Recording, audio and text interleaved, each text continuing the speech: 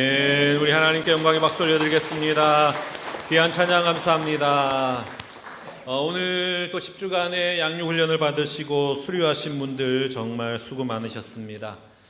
그리고 또 오늘 변함없이 예배의 자리에 나와 하나님을 사랑하고 그 하나님의 은혜 안에 머물기를 원하여서 또 이 자리에 함께한 우리 모든 성도님들 가운데 우리 하나님의 은혜와 복이 함께 하시기를 주님의 이름으로 축복합니다.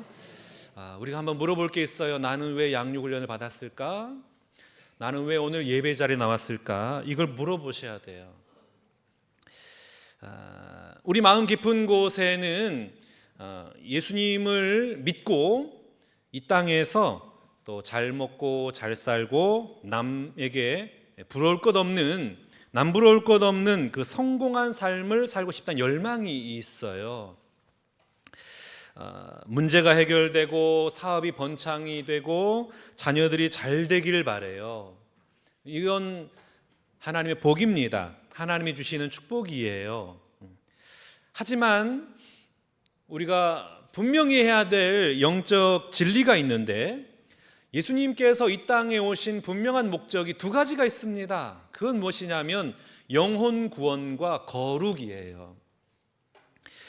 신앙생활하면서 이 본질을 절대 놓치면 안 되는 겁니다. 영혼 구원과 거룩이에요.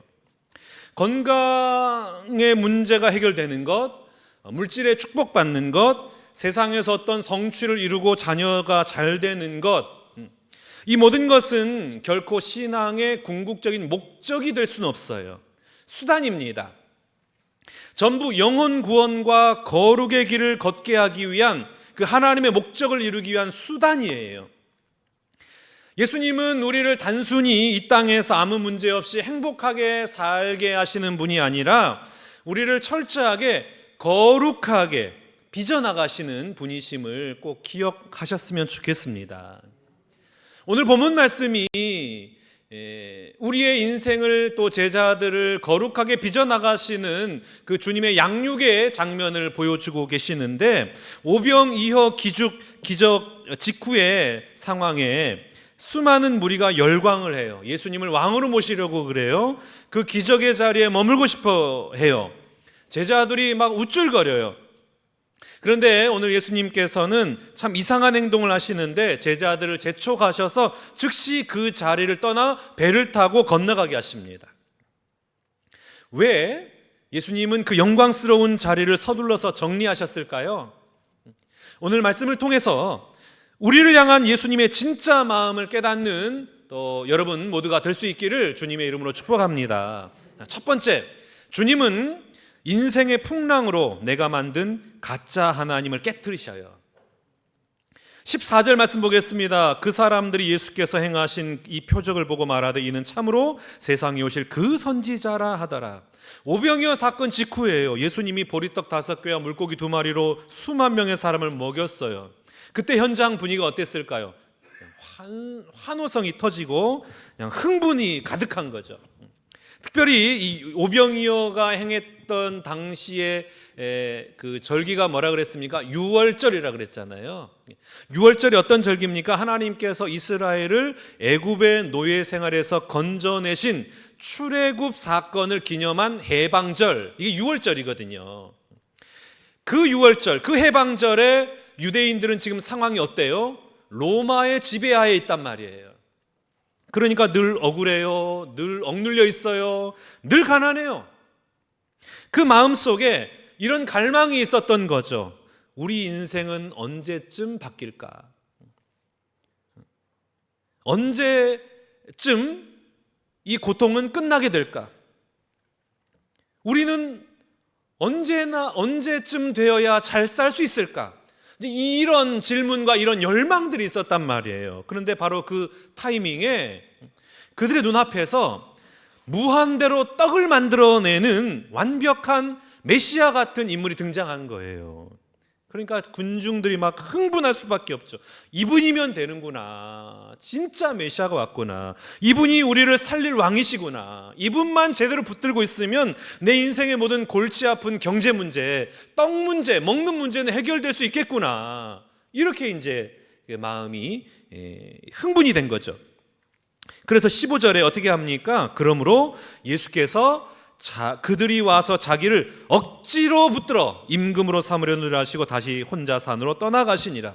억지로 붙들어 가지고 임금 삼으려고 했던 거예요. 이게 무슨 의미냐면 이 사람들이 예수님을 온 우주의 창조주이시자 우리의 죄를 사하여 주실 구속주로 생각한 것이 아니라 철저하게 자신들의 육신적인 욕망을 채워줄 도구로서의 왕, 이렇게 인식하고 있는 거예요. 저분만 붙들면 우리의 욕망이 해결되겠구나. 하나님의 뜻과 하나님의 구원 계획에는 아무런 관심이 없고 오직 주님을 내 성공과 안락을 위한 도구로 부려먹어야겠다. 그래서 우리의 왕으로 삼아야겠다. 이렇게 억지로 붙들고 있었던 겁니다. 그런데 더 큰 문제는 뭐냐면 제자들도 거기에 취해 있었다라는 거예요. 사람들이 예수님만 대단하게 본 게 아니에요. 예수님 옆에 있는 제자들까지도 인정하게 된 거예요. 야, 도대체 얼마나 대단한 사람이면 예수님 옆에서 저렇게 함께 다닐 수 있을까? 인정하는 거예요. 그래서 마가복음을 보면은 예수님께서 매우 급하게 제자들을 태워 보내시는 것을 볼 수 있는데 마가복음 6장 45절입니다. 예수께서 즉시 제자들을 제쳐가사 자기가 무리를 보내는 동안에 배 타고 앞서 건너편 벳세다로 가게 하시더라. 즉시 재촉을 해가지고 이 예수님 마음이 너무 급하신 거예요. 제자들을 빨리 막 보내시는 거예요. 제자들이 빨리 이곳을 떠나가지고 다른 곳에 가기 원하시는 거예요. 왜냐하면 제자들이 막 안 떠나려고 하는 거예요. 그 흥분의 장소, 그 대단한 인정의 장소를 안 떠나려고 하는 거예요. 군중들이 막 열광해요. 주목을 받아요. 인정받아요. 그러니까 안 떠나려고 하는 거예요. 여러분 한번 생각해 보세요. 세리 마태, 일평생 동안 매국노라고 손가락질 당하고 늘 욕을 받는 그런 세리 마태가 사람들한테 환영받고 주목받아 본 게 언제였을까요? 아마 처음이었을 거예요. 그물을 던져가지고 고기를 잡아서 자신의 삶을 살아갔던 베드로, 그 열렬히 환호하는 그 군중들의 환호에 아마 눈이 막 뒤집혔을 거예요. 한 번도 그런 것을 경험하지 못했으니까. 그러니까 제자들이 이 상황을 더 누리고 싶고 그 열광을 느끼고 싶고 도무지 떠나고 싶지 않았던 겁니다. 우리 예수님께서 제자들이 그 열광을 더 느끼고 싶어하고 더 머물고 싶어하고 더 누리고 싶어하니까 빨리 거기를 떠나게 하시는 거예요. 즉시 재촉해서 떠나게 하시는 거예요. 여러분, 양육의 원리 중에 중요한 게 있는데 그게 뭐냐면 늘 내가 하고 싶은 것과 반대로 하는 것이 거룩해지는 양육의 원리예요. 내가 하고 싶은 것, 특별히 다른 것보다 성공과 번영, 교만과 허영, 이런 것들은 하나님이 특별한 조치를 취해서 억지로 떼어놓고 끊어주시지 않으면 내 힘으로는 그거 못 끊어요. 특히 여러분, 교만이라는 것은 즉시 재촉에서 끊어주셔야만 떠나갈 수가 있는 거거든요. 그런데 예수님의 그 양육 방식을 보면은 참 재미있는 게 있는데 이렇게 끊어내고 재촉하고 떠나보내시고 이것만 하시는 것이 아니라 오병이어의 기적을 통해서도 제자들 양육하시잖아요. 걱정하지 마라. 내가 너희를 먹인다. 그러니까 어떤 성도의 인생에도 예수님이 고난만 주시는 사람은 없습니다. 여러분, 신앙생활 한다는 것은 어떨 때는 그가 성령 충만하기도 하고 어떤 때는 물질의 부요함을 누리기도 하고 어떤 때는 질병에서 치유를 받기도 하고 어떤 때는 성령 충만하고 자녀가 잘 되는 날도 있단 말이에요. 잘 되는 날이 있어요. 그래서 예수님의 능력을 느끼게 되는 그런 일들이 있습니다. 그러니까 성도가 안 되는 일만 일어나고 고난이 많이 일어난다고 양육이 되는 것이 아닙니다. 되는 일도 있는 거예요. 되는 일. 그런데 동시에 우리의 신앙이 좀 더 깊어지고 수준이 높아지려면 어떤 날도 있어야 되느냐?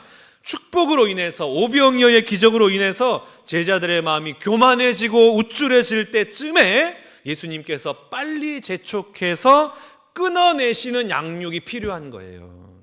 얘들아, 여기 있으면 안 돼.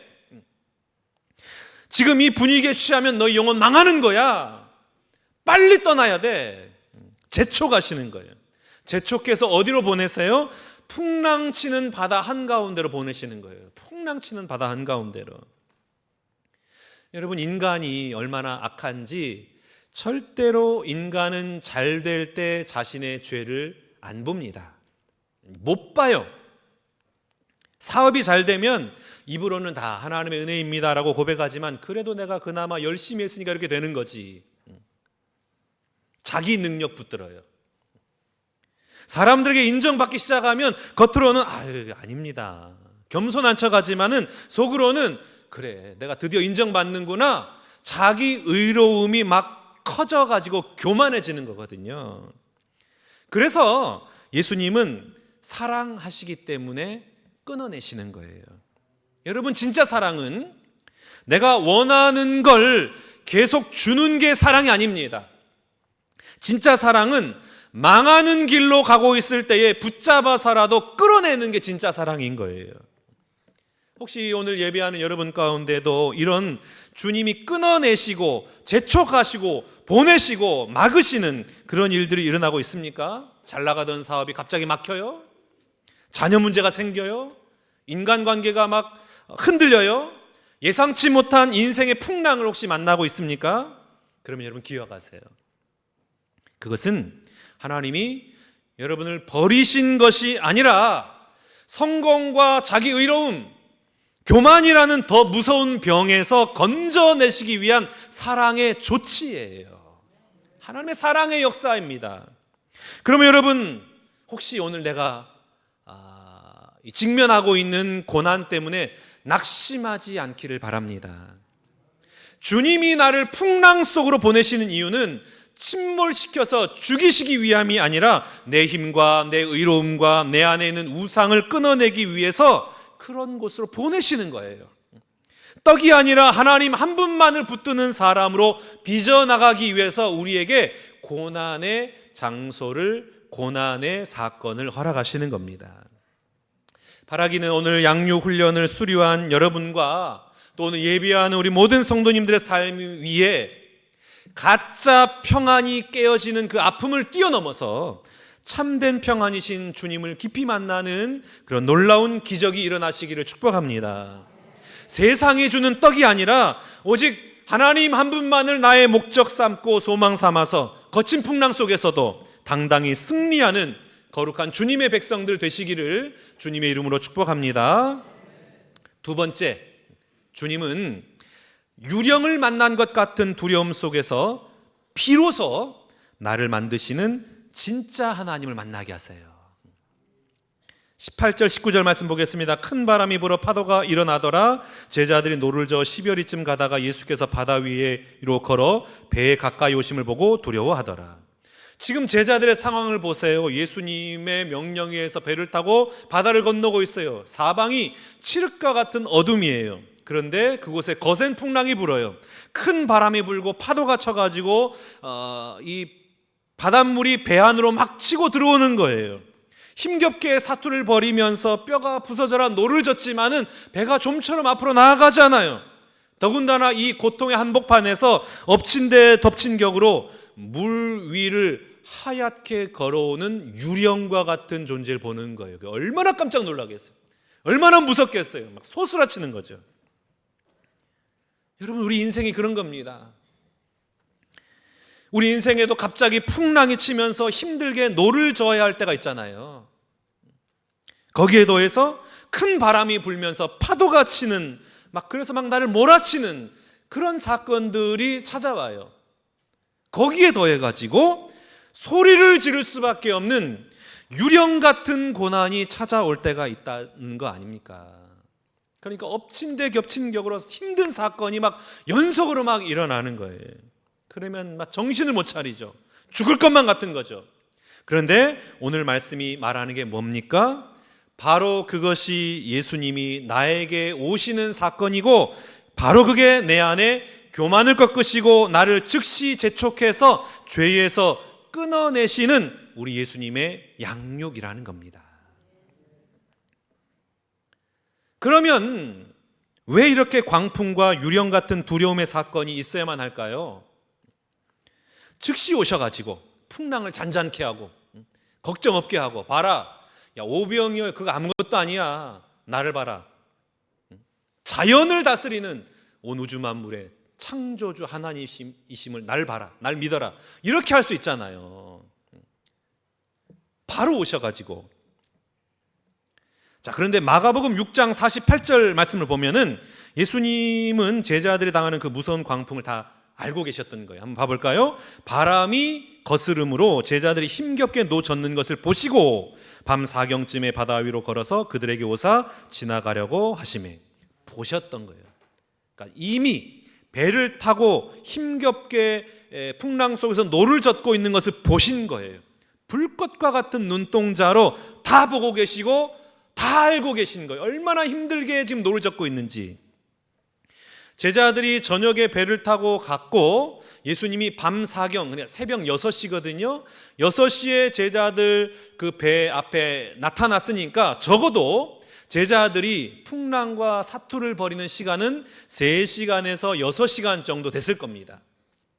6시간 동안 기진맥진하면서 그 풍랑 속에서 살아보려고 막 노력을 한 거예요. 그러면 왜 그 힘든 일 없이 바로 오셔가지고 제자들을 안아주시고 회복시켜 주시고 안심시켜 주시면 될 터인데 왜 당장 오지 않으셨을까요? 자, 먼저 첫 번째는 예수님이 당장 오시지 않아도 제자들의 안전에는 아무런 문제가 없기 때문입니다. 그래서 안 오신 거예요. 만약 그 풍랑 때문에 제자들이 죽게 되었다라면 바로 즉시 오셨을 거예요. 그리고 풍랑을 잔잔케 하셨을 겁니다. 그러나 죽지 않고 망하지 않는다는 것을 너무나 잘 알고 계셨기 때문에 당장 오시지 않은 거예요. 여러분, 망할 것만 같은 고난, 죽을 것만 같은 고난을 당하는 분들 계시잖아요. 하나님, 나 좀 살려주세요. 하나님, 내게 은혜 좀 베풀어 주세요. 근데 응답이 없어. 하나님이 좀처럼 내 기도를 들었지 않는 것 같아. 왜 그래요? 그것 때문에 망하지 않는다는 거예요. 그것 때문에 절대 죽지 않아요. 그러니 여러분, 그 고난 당할 때에 두려워하지 말고 무서워하지 마세요. 그것 때문에 내가 죽지 않습니다. 그러면 왜 주님이 기다리셨을까요? 두려워하지 않는 상황에서는 절대로 이룰 수 없는 진짜 믿음, 거룩함이 있기 때문에 그렇습니다. 우리는 두려워하지 않으면은 그 하나님을 못 만나는 거예요. 인생의 풍랑이 없는 상태에서는 절대로 만들어질 수 없는 믿음의 깊이가 있어요. 광풍 속에서만 배우는 진짜 기도가 있고 유령을 만난 것 같은 절망 속에서만 터져나오는 진짜 그 영혼의 간절함이 있는 거예요. 내 힘이 다 빠져나가고 무너질 것만 같은 그 자리에서만 비로소 이루어지는 진짜 거룩이 있단 말이에요. 그러니까 주님이 기다리신 거예요. 그 간절함과 그 믿음의 깊이와 그 살아계신 하나님을 정말 만나기 원하는 그 마음을 기다리고 있었던 것입니다. 혹시 여러분, 우리 가운데 광풍과 유령 같은 두려움의 사건이 나에게 찾아온 분이 계시더라면 오늘 말씀이 뭘 말하고 있는 거예요? 나를 소리 지르게 만드는 그 유령과 같은 사건, 나를 소스라치게 하는 그 유령과 같은 그 사람은 내가 못 끊고 있는 죄를 끊게 하시고 나를 겸손하게 만드시려는 예수님이 나를 찾아오시는 사건이라는 것입니다. 이걸 기억하셔야 돼요. 그러므로 여러분, 이 광풍이 내 삶의 자리에 찾아올 때에 나를 양육하시는 하나님 앞에서 내 죄를 보고 회개하면 되는 거예요. 주님, 제가 주님을 의심했군요. 주님, 제가 하나님을 제대로 믿지 않았군요. 주님, 제가 교만했군요. 주님, 제가 어리석었군요. 하나님 앞에 내 죄를 직시하고 회개하면 되는 거예요. 그리고 그 사건을 받아들이고 인정하면 되는 겁니다. 내가 얼마나 교만했는지, 내가 끊지 못하고 있는 죄는 무엇인지, 내가 무엇 때문에 그 죄의 자리에서 벗어나지 못했는지 그걸 직시하고 직면하고 인정하고 회개하고 하나님 앞에 나아가는 거예요. 그러면 그렇게 비명을 지르고 절망하며 너무나 죽을 것만 같았던 그 제자들을 향해서 파도를 밟고 폭풍을 찢고 우리 주님이 찾아오셔서 마침내 이렇게 말씀하세요. 20절 말씀입니다. 이르시되 내니 두려워하지 말라. 지금 예수님이 풍랑치는 밤바다 한가운데에 제자들에게 당신의 주권을 선포하시는 거예요. 얘들아, 내가 누군 줄 아니? 나는 너희가 오병이어의 떡을 먹고 흥분해서 그 욕망의 왕관을 씌우려고 했던 그런 시시한 존재가 아니야. 나는 이 거친 바다와 너희의 인생의 모든 풍랑을 창조하고 다스리시는 스스로 있는 자, 전능하신 하나님, 창조주 하나님, 진짜 구원자 하나님이야. 그러니 두려워하지 마. 선포하고 계시는 거예요. 여러분, 우리가 인생의 광풍 그 자체보다 훨씬 중요한 것은 그 광풍 속에서도 그 광풍을 뚫고 말씀하시는 예수님의 음성을 듣는 것 너무나 중요합니다. 내니 두려워하지 말라. 내가 여기 있다. 내가 너를 떠나지 않았다. 내가 지금도 이 고난을 통해 너를 깨뜨리고 너를 진짜 내 거룩한 백성으로 만들고 있느니라. 내니 두려워하지 마라. 혹시 광풍 속에서 정신을 잃고 아파하고 있는 분 계십니까? 유령 같은 사건 때문에 소리치고 있는 분 계십니까? 말씀을 들으세요. 큐티하세요. 말씀을 펼쳐들고 주님의 음성을 들으셔야 돼요. 그 사건 속에서 하나님은 우리를 여전히 양육하고 계시는 거예요. 내니 두려워하지 말라. 너 절대 죽지 않아. 오히려 그 사건을 통해서 유령과 같은 사람을 통해서 나의 교만을 꺾으시고 내 죄를 끊어내시고 나를 더 깊은 믿음의 자리로 이끌어 가시는 그 하나님을 만나는 여러분 될 수 있기를 주님의 이름으로 축복합니다. 21절 말씀 봐볼까요?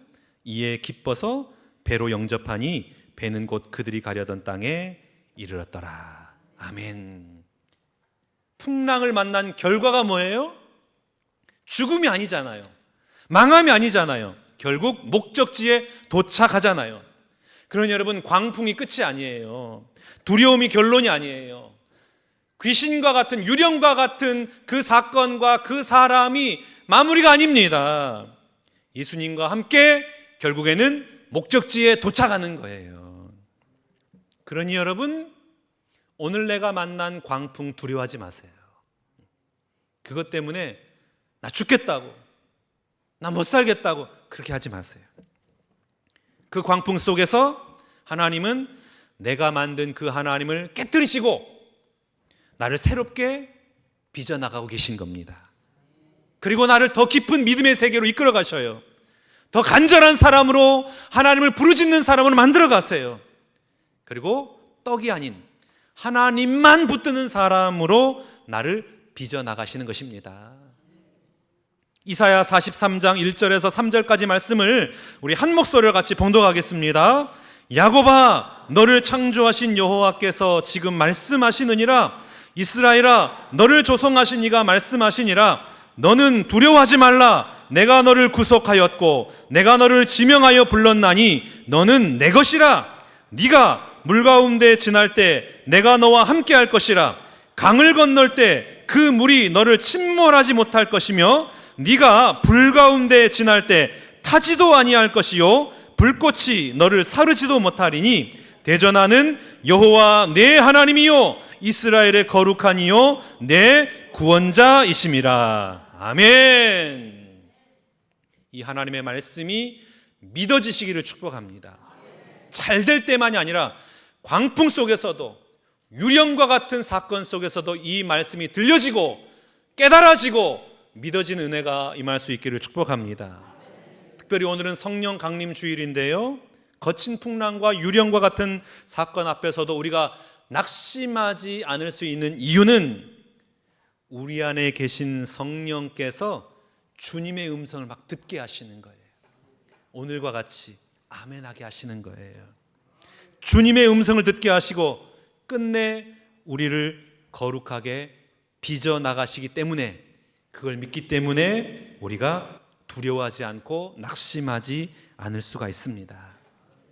사랑하는 우리 신관계 성도 여러분, 성령 강림 주일인 오늘 비바람치는 인생의 바다 한가운데에서 나를 진짜 거룩한 그리스도인으로 만들어 가시는 그 하나님, 참된 하나님 만나시고 깊이 있게 만나시고 우리에게 임하신 성령의 능력으로 위대한 영적 도약을 이루는 주인공들이 다 되시기를 주님의 이름으로 축원합니다. 우리 다 함께 일어나셔서 찬양하겠습니다. 나의 모든 삶은 주님의 일하심의 결